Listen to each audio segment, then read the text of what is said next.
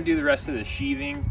I only did the one piece before because of the way the run was going to come off of it. It needed to be installed first. I left the other ones off because I wasn't quite sure, still I'm not quite sure how I'm going to be doing the inside of the coop, and didn't want to give up that access. But I've just decided, let's go ahead and sheathe it. We'll have enough access from the shed portion to just get in there and work on the inside. So let's hope I don't regret that.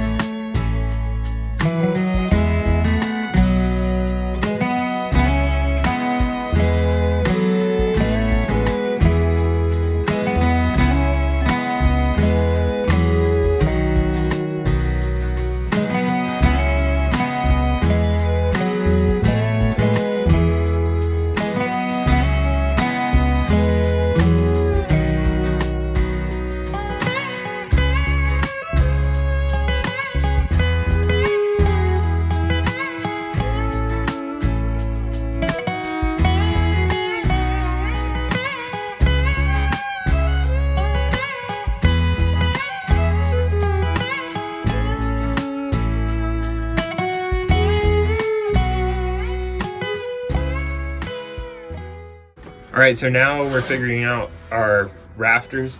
I'm gonna cut a bird's mouth in them, and I don't wanna figure that out with math or anything. I already have my walls built, so I just set an 8-foot 2x4 on here. All my sheets of metal roofing are 8 foot, so I'm not gonna have to cut the metal roofing at all. I just moved this, put this on here, moved it back and forth until I found what would give me an even space off the overhang off the front and the back. That happened to be 10 inches for me with this pitch. So we've added these 2x4s on top here. This is gonna be my rafter, and it's just resting on the top plate. This overlap is gonna help me describe what my bird's mouth is gonna be. I have even overlap or overhang to the back and the front of the coop. I just scribed this up there and down here, but this one I'm gonna have to take into account my sheathing. The plywood on the outside is 1/2 inch, so I could either just add the 1/2 inch, or I can just take my square here, mark that, and just remember that 6 of these, there's gonna have to be this extra taken out, so that when this sits down, it can overlap the plywood on the back. On the front, it's gonna just get higher, so it doesn't take it into account there. So now we're cutting all our bird's mouths for our rafters, and I did just set this up out there and scribed, but just upon checking it with the speed square, if I put it on a 412 pitch, it's perfect. So that just makes me feel a little bit better. The way that I've found, because I've already cut a few of these rafters, what I've found is tricky is on such an extreme cut like this, especially with my saw. So you can see with my saw, the deck of the saw is overhang. It's gonna be hard to stay level like this. So the way, and I know I could scribe that on the other side and get a little bit of my deck on, but for the way that I've figured out is going easiest is actually to do a plunge cut. So you pull the guard back. It's a lot less of a safe cut, so I wouldn't recommend anyone do this cut. But if you have a lot of experience and you've already done plunge cuts, you understand this is why I went for this. So with this plunge cut, gotta hold the guard, and you can actually see where the blade's gonna go. You just eyeball down the blade, and then you back off, start your saw, and plunge into the cut. This is giving me the best cut. Coming in from this extreme angle is just very hard to start this cut and to keep it straight. So this way I'm getting a nice consistent cut.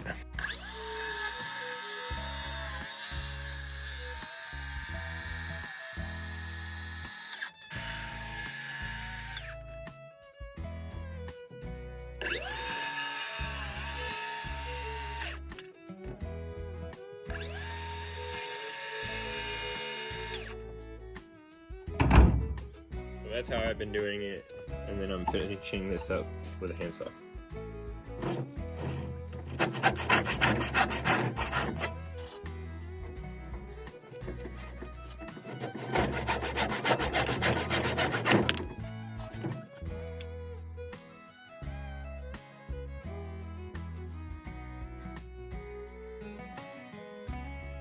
So I'm up here doing my truss layout, and you can see I was pulling from that corner there, but now I've got this in my way. So pulling from that corner is pretty much impossible right now. So I just measured from my last one. I'm doing 19.2, and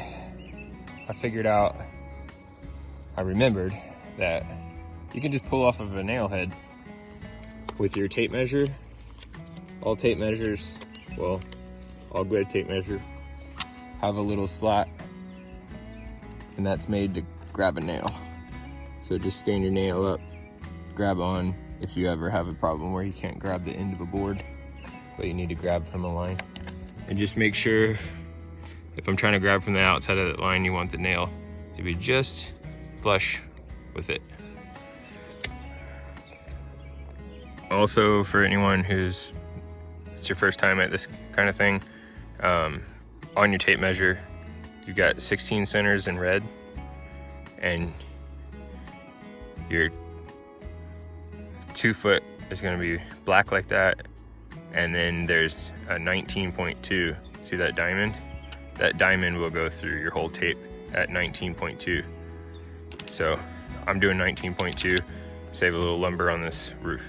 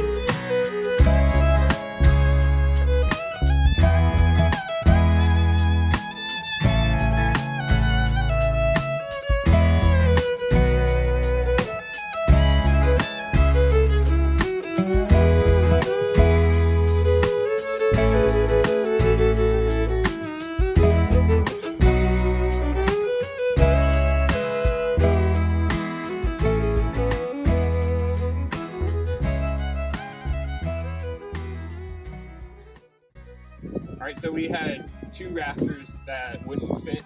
That's just because the 4x4 post is impeding it sitting down in the bird's mouth. So I just kind of scribed what I think is going to make that work. And I'm just going to cut that little notch, and hopefully these 2 will sit down, and the rest of them look great.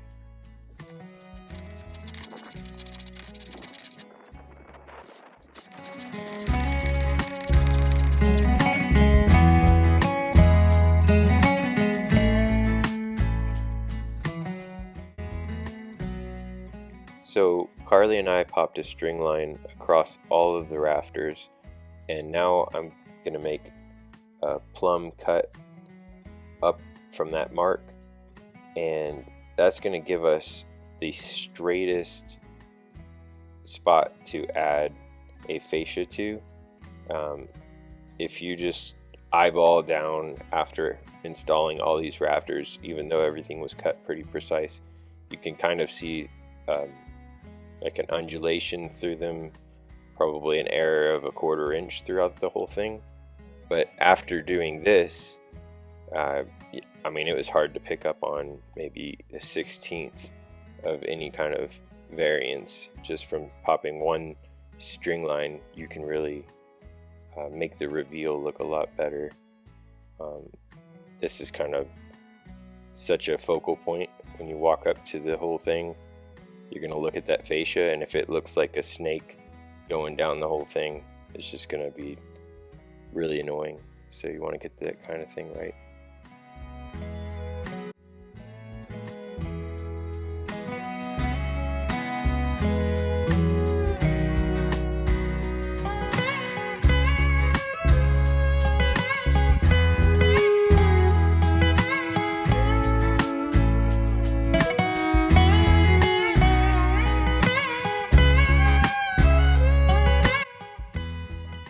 So now I'm adding about 1.5 foot overhang on the left and right side of the roof, and I wish I'd probably pre-planned this. It might have gone a little smoother, but it worked fine to build it in place. Just had to get it tied in good enough so that it wouldn't sag. I did do a few things to get it to not sag, but then I realized after I put the purlins on the roof, that really held it straight as well.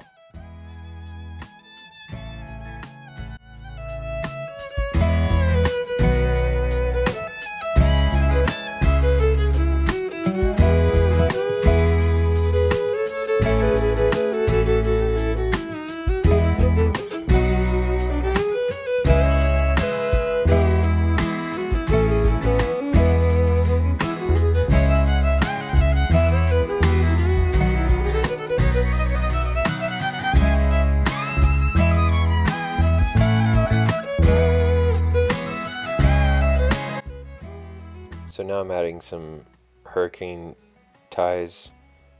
These are just metal straps that help prevent uplift.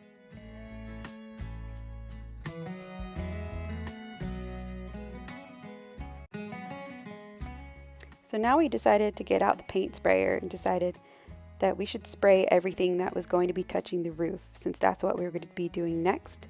Because later on, when we put the roof on and we go in to paint, we didn't want to have to cut in and get the metal roof messed up and make it look not so nice. So we figured paint it now, and then that would provide a cleaner looking roof later on.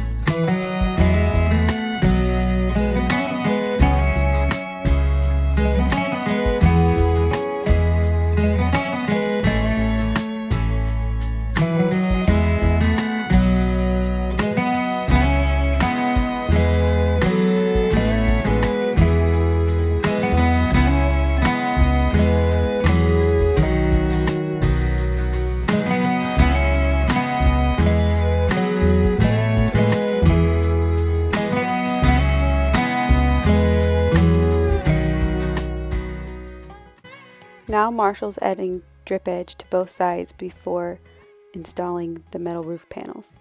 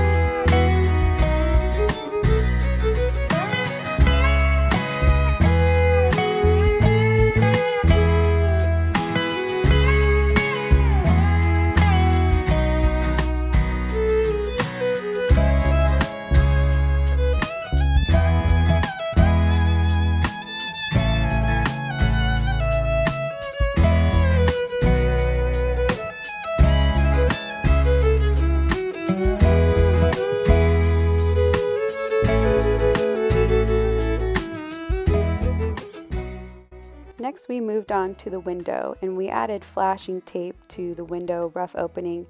Just because we had it, it wasn't completely necessary, but it will make things last longer.